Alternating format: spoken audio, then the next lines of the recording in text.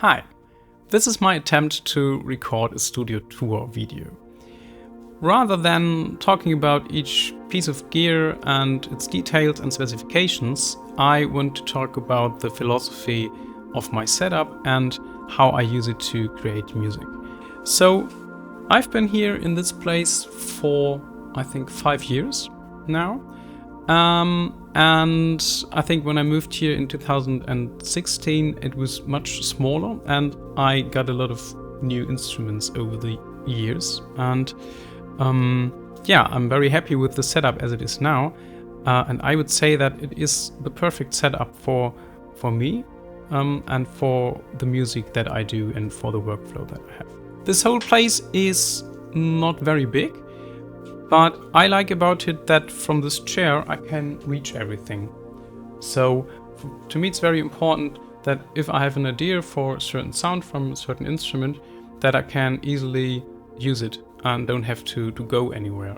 If I had a studio like twice this size and another key stand somewhere far away, I would probably not use the instruments there. So this rather small setup with like hands-on control and everything is something that I really like.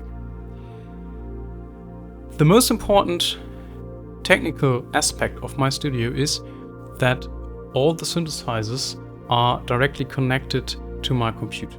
You can see that there is a rack right next to me on the left, and in this rack I have 2 preamps, one from Focusrite, and I'm also using my old Apollo from Universal Audio as a preamp. It's a bit of an overshoot for a preamp, but I still have it and I don't use it as an interface anymore, so I use it as an extension for my main interface, which I will talk about in a second.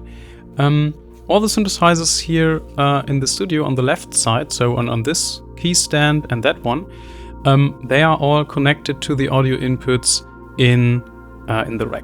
I also have made some sheet of paper where I have all the inputs and outputs assigned, and also the Midi routing is going through the Midi Express. From there I'm using the ADAT outputs, which are optical cables, to go all the way behind the table into my main interface, which is the RME 802, which is in my other rack here on the right side. So in this one I have a total amount of 28 channels, so 12 channels on the RME and 16 channels from the preamps.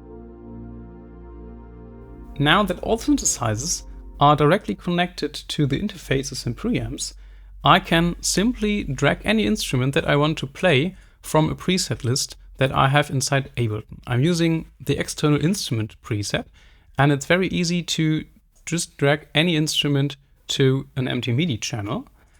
And you see that I have instantly the right Midi channel and the audio channel. And when I enable the monitoring, I can play the instrument, in this case the Iridium, on the keyboard. Let's say I want to have a second instrument on a second channel, let's say the Waldorf M. Then I can just drag the Waldorf M preset to a different Midi channel and play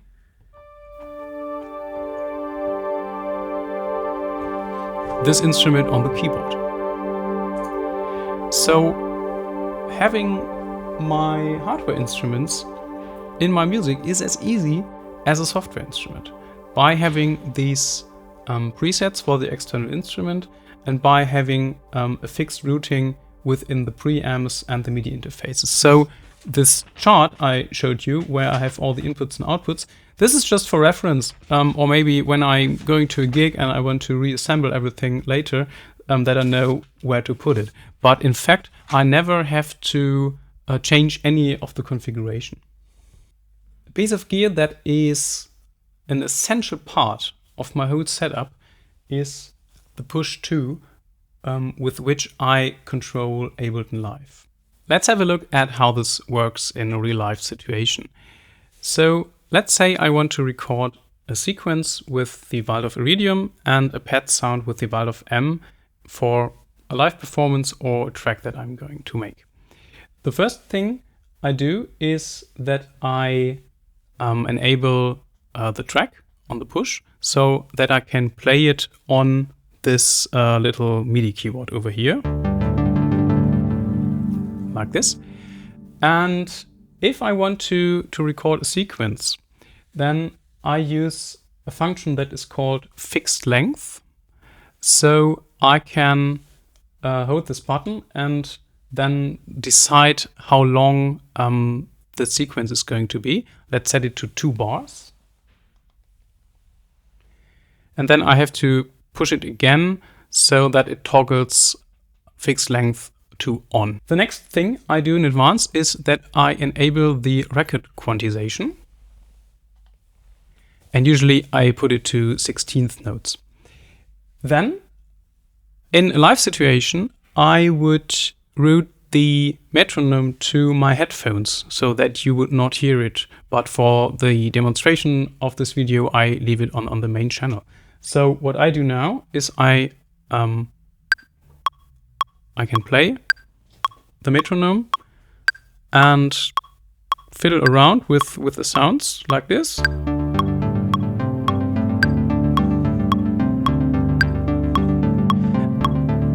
Okay, and when I feel that this is something I want to record, I can hit the record button and play like the sequence for 2 bars.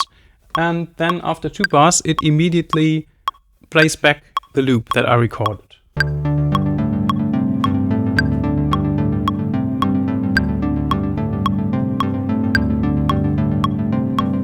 See, simple as that.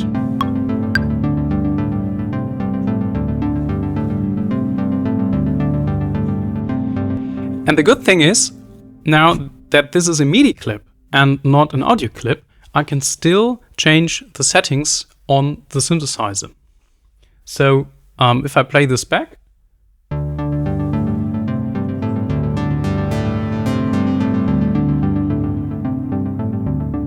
I can still change everything about the sound on the synthesizer. This is why I use MIDI clips all the time.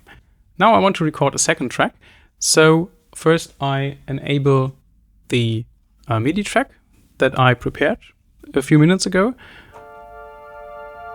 with this pad sound from the Waldorf M. Because this is a pad sound and I don't want to have the quantization and the fixed length, I disable them both on the push console. And then I can hit record and start to record the second clip.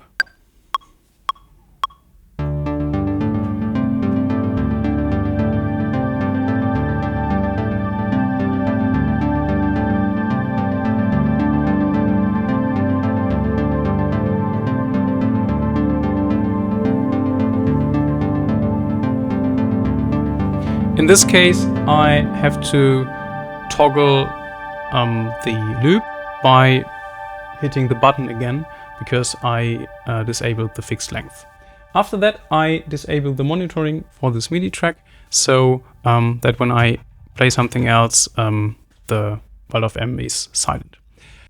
Now I want to record a third sound, and I just decided that it should be a bass sound and that I want to use the Oberheim Xpander for this.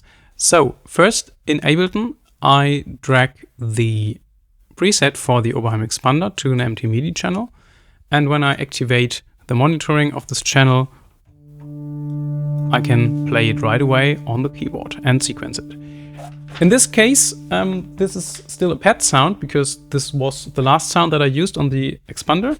And I have a list of patches where I wrote down my favorite presets that I use a lot. And so I'm looking for like a bass sound, which could be number 97. That is nice. And you see that there are no effects currently playing. So for this, I can drag one of my presets as well.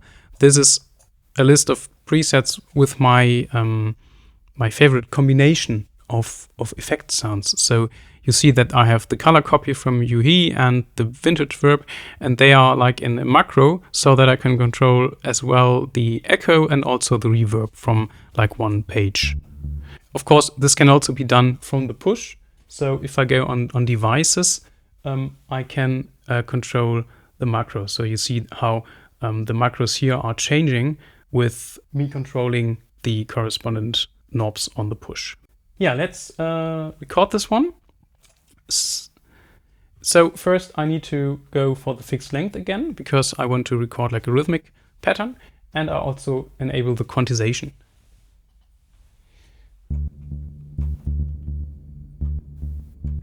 Something like that could work.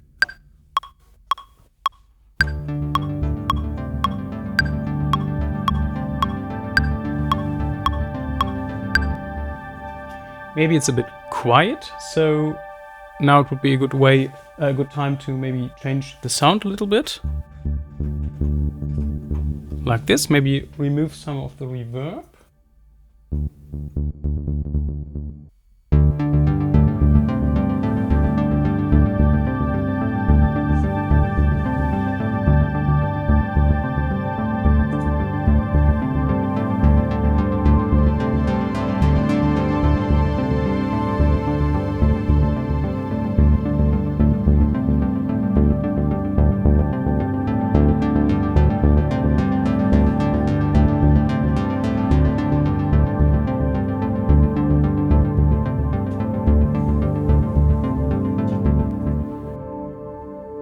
So this was a quick demonstration of how the setup works and how easily I can create new music with it.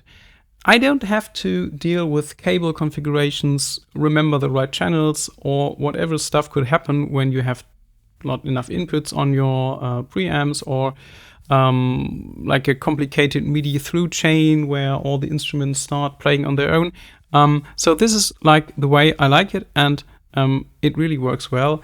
And this is, I think, the reason why it's possible for me to play a 3-hour improvised ambient session, because all this stuff just works, and I never have to think about the configuration of the synthesizers.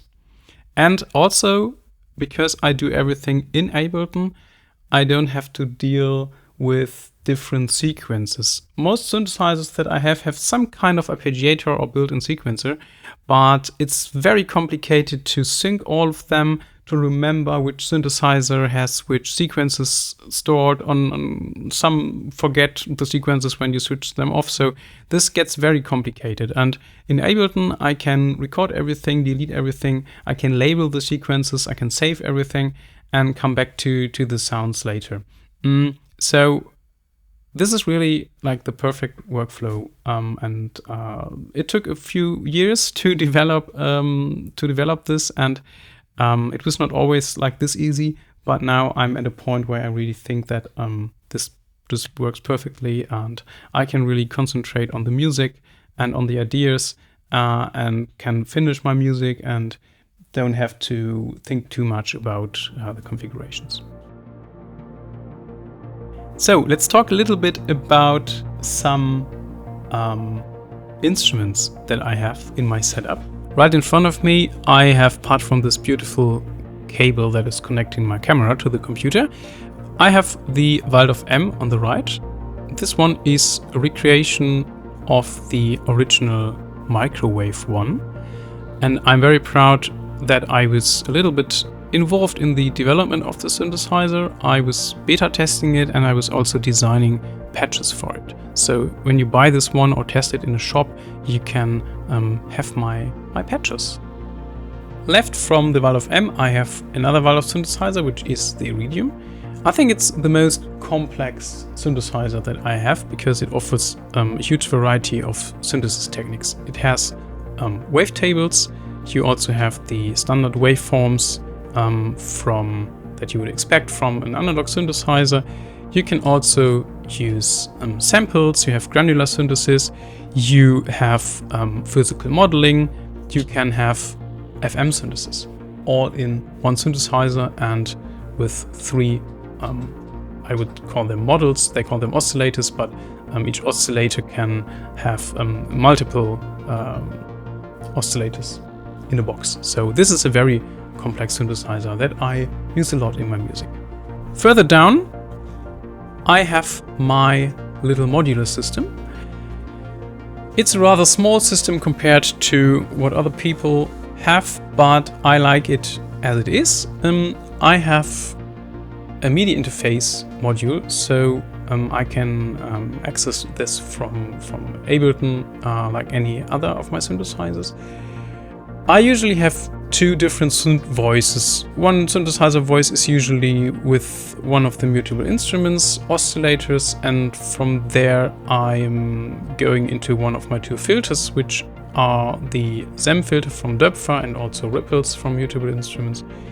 I also have the zero coast built into the system that I can use as a synth voice, but I can also use the envelopes or LFOs for other stuff. So this is a compact system, but I also like it a lot and use it a lot in my music.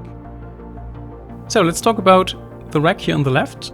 This is a key stand from Jaspers, and on the bottom I have the Rev 2 from Sequential or Dave Smith Instruments, which is in my version an 8-voice analog synthesizer.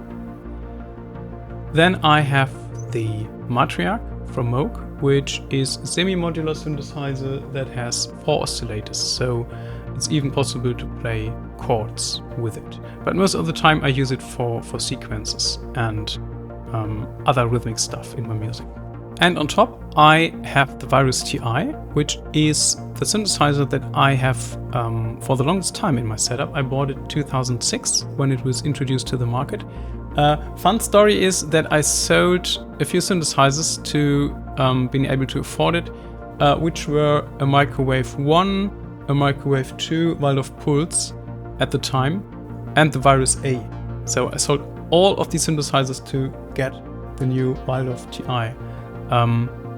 So I don't think I need to comment on this any further from the perspective of 2021. Right next to it, I have the Arturia Microfreak. I have the synthesizer because I like the mutable instruments modules a lot, and they used the code from mutable instruments for this instrument. So it's like a tiny modular system with patch memory and some built-in LFOs, envelopes and filters in a very compact form factor. So when I play live, I usually have this one with me. So this is a second key stand from Jaspers, which is sitting on the opposite side of the table. So here's the table, and in the back I have this here. On top I have the Sub37. I also got it when it was introduced to the market. It's my go-to synthesizer for all basses and sequencing sounds. I really love the sound, and I'm so used to this layout that I can very quickly build any patch that I want from scratch. Very nice synthesizer. I think I will never sell it. Then comes my little vintage synthesizer section. This is the Oberheim Xpander, which is a very rare and unfortunately also very expensive synthesizer. I was very lucky to get it a few years ago for a price that is not that ridiculous compared to what you have often to pay these days. I use it a lot for pads and atmospheric sounds, but I also use it a lot for sequences and bass sounds. The synthesizer has a very complex mod matrix. I think it has 5 envelopes and 5 LFOs that you can assign to anything, even to themselves. So you can modulate the LFO speed with its own LFO or a different LFO on an envelope. So it makes it a very versatile machine for any sound design stuff. Hello Neptune. This is Neptune, also very important part of the studio. Then I have the Juno 60, and I got this a few months ago for a very reasonable price, and I bought it at like a very strange yard where a lot of stuff from old houses were sold. So they would have like carpets and couches everywhere. and then they had this Juno 60, and I thought, okay, this is probably a rip-off, but I drove there and I tested the synthesizer, and it was in a perfect condition. And I'm so happy to have the synthesizer in my collection now. I really love the sound. I have no MIDI interface for it yet, but I'm using a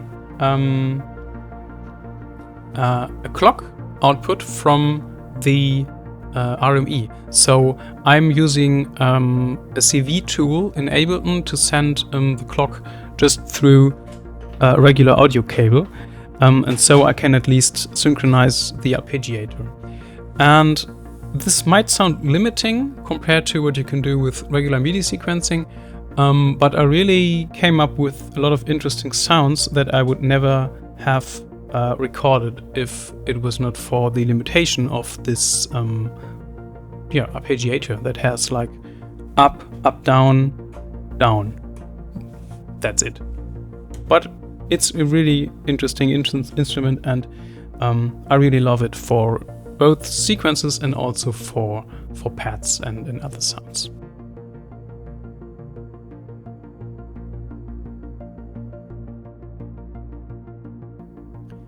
So let's have a few final thoughts about this setup. It kind of naturally grew within the last 5 or 4 years, and I'm very happy to have like both very old synthesizers with like a vintage sound, whatever that may be. Also have some very new digital synthesizers. I can go into the modular world. So it's like best of both worlds, but without Picard being a Borg. I hope you enjoyed this tour and this video.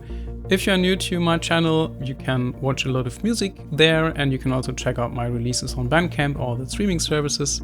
So thank you very much for watching. Have a good day and stay creative. The possibility to load Samples into... Da klingelt das Telefon. Stürzer? Hallo, ich grüße dich. Hier sicher.